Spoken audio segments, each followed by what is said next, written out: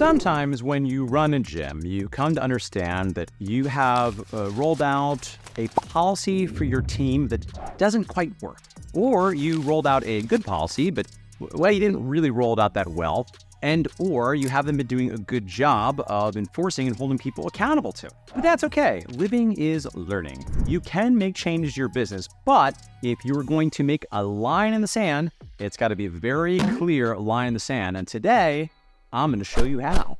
My name is Mark Fisher from BusinessFunicorns.com. And if you're a gym owner and you want personal coaching from myself, Michael Keeler, Pete Dupuy, Ben Pickard, then you will want to check out our coaching group for gym owners, the Unicorn Society. This is an awesome way to get access to not only one-on-one coaching, but also bi-weekly group coaching calls, really awesome quarterly retreats where we do planning, opportunities to come visit really awesome cities and hang out with other like-minded training gym owners. Our goal is to make this the highest value offering for anyone looking for help with their gym business. So if you want to find out more, you go ahead, click on the link in the description box below. So when you know that you need to course correct, you need to update expectations with your team, it's actually not that hard to do. It's pretty simple, but you really have to do it well and you have to nail all the beats. So here's a simple 4-step system for changing expectations with your team. Number 1, you need to acknowledge the change.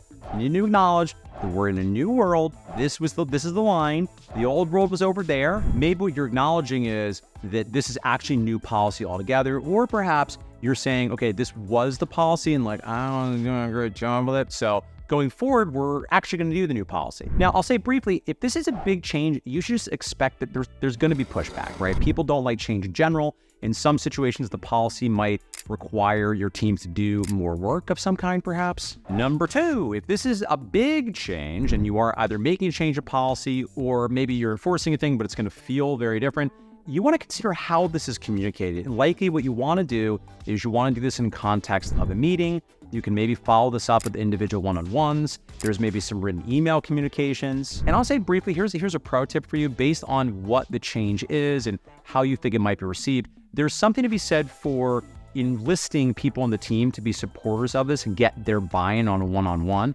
before you roll it out for the whole wide world. Number 3, if this is a policy that was already in place and you just weren't really enforcing, and this happens more than any of us care to admit, I think it's also important you acknowledge your role, right? So the good news is in this scenario, you're likely not to get too much pushback because in theory, you're just saying like, oh, this is what we should have been doing. And I want to acknowledge my role / our role as a management team. We've not been enforcing this, and going forward, we are going to be doing it. So an example here might be something like you have a policy, which admittedly is like not my favorite word, but you have a rule that trainers are supposed to be in the building 15 minutes before their shift starts, but you just haven't really been enforcing it. So in theory, no one's going to give you pushback about it because if at least they've got a sense somewhere in their consciousness, somewhere in the ether that this is a thing you expect, well, they wouldn't really have any room to push back on it. They knew it's what the deal was, but they were sort of fuzzing around the edges because they knew that frankly, there was really no consequence for it. Here's the thing. I do think this is maybe the most important time to acknowledge when there is a line in the sand, because if you just start randomly enforcing all of a sudden and you hadn't for a while, well, I think understandably it's going to feel a little bit weird to people because they're going to say, well, you've been saying this, but you weren't really enforcing it. And now all of a sudden there's consequences for it. Well, that feels kind of weird. Now, listen, if this was an existing policy, I can't say it's wrong to just randomly start enforcing it. But if I were in your shoes, I would give people a real heads up. I would acknowledge your role in not having enforced it. And then that leads us to number 4. You must toe the line. You must show stubborn, pig-headed discipline because you're going to show constant, gentle pressure.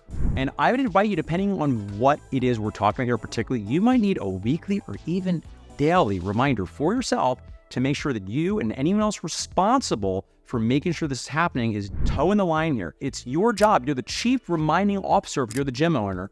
You're going to have to recommit to this, particularly if they're used to doing things in another way. If they're used to this not being something that there's going to be any consequence for, you're going to have to not only keep reminding people of it, but there will need to be some escalation of accountability if appropriate. And if you want help there, well, conveniently, I have a whole video on that. So you can click in the description box below to check out my system for how to really hold employees accountable. And while you're down there, you know what I'm going to ask you to consider?